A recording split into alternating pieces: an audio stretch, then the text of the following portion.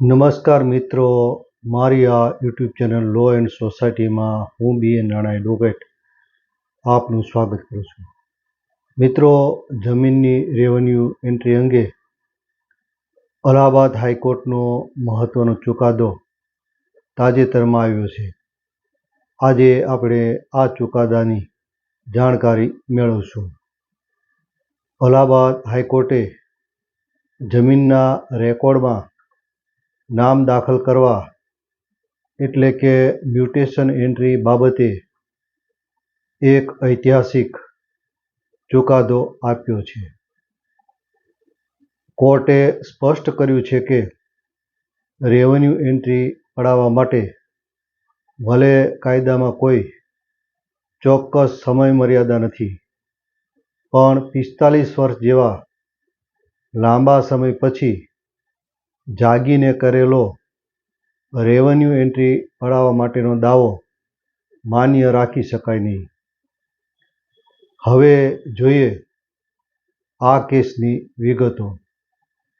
આ કેસનું નામ છે દલવીર અને અન્ય વિરુદ્ધ બોર્ડ ઓફ રેવન્યુ, પ્રયાગરાજ. આ ચુકાદો જેને આપ્યો એ જસ્ટિસનું નામ છે જસ્ટિસ ચંદ્રકુમાર રાય અને ચુકાદાની તારીખ છે 16 માર્ચ 2026. હવે જોઈએ કેસની મુખ્ય હકીકતો. આ કેસની મુખ્ય હકીકતો એ હતી કે ઉત્તર પ્રદેશમાં નાથુસિંહ નામના વ્યક્તિની જમીન હતી. 1968માં તેમના અવસાન બાદ જમીન તેમના વારસદારોના નામે ચડી ગઈ હતી. લગભગ 45 વર્ષ પછી 2016-17માં સામા પક્ષે 1968 અને 1970ના જૂના વેચાણ દસ્તાવેજો રજૂ કર્યા અને તે આધારે પોતાનું નામ રેવન્યુ રેકર્ડમાં ચડાવવા માંગ કરી.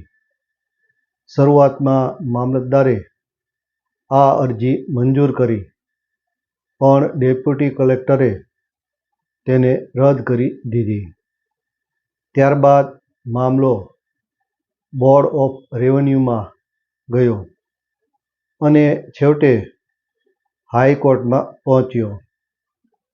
નામદાર હાઈકોર્ટ દ્વારા એવું આ કેસમાં અવલોકન કરવામાં આવ્યું કે અને કોર્ટે બંને પક્ષની દલીલો સાંભળી અને જણાવ્યું કે વ્યાજબી સમય.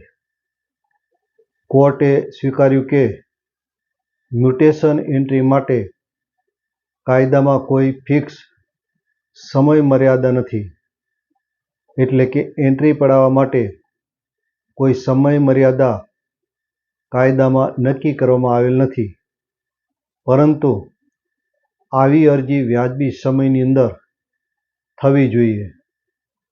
45 વર્ષ પછી અરજી શંકાસ્પદ ગણાય.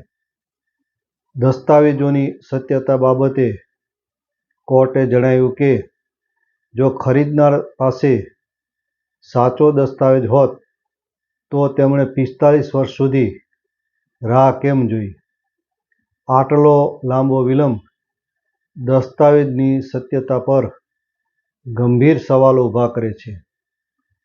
કોર્ટે સ્થિરતા બાબતે જણાવ્યું કે દાયકાઓથી જે વારસદારોના નામ જમીનમાં ચાલી રહ્યા છે અને જેઓ તેનો કબજો ધરાવે છે તેમની સ્થિતિને આટલા લાંબા સમય પછી ખલેલ પહોંચાડી શકાય નહીં.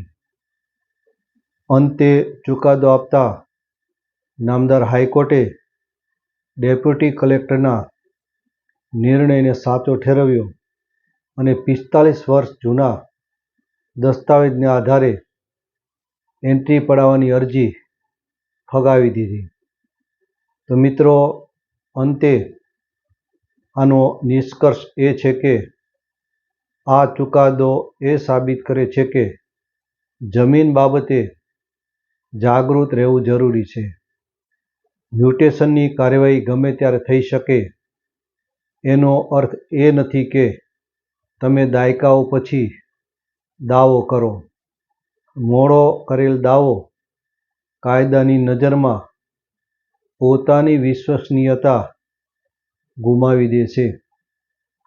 આથી દસ્તાવેજ પછી તરત જ એન્ટ્રી પડાવવા માટેની કાર્યવાહી કરવી જોઈએ. મિત્રો, આજે પણ ઘણા બધા લોકો જૂના દસ્તાવેજો કર્યા હોય એની એન્ટ્રીઓ પડાવવામાં આજે પણ આળસુ છે. તો તેઓએ સત્વરે એન્ટ્રી પડાવવા માટેની કાર્યવાહી કરવી જોઈએ. તો મિત્રો, જો આ માહિતી આપને ઉપયોગી લાગી હોય તો આ વિડીયોને લાઈક કરજો, શેર કરજો અને મારી આ ચેનલને સબસ્ક્રાઈબ કરવાનું ભૂલતા નહીં. જય હિન્દ, જય ભારત.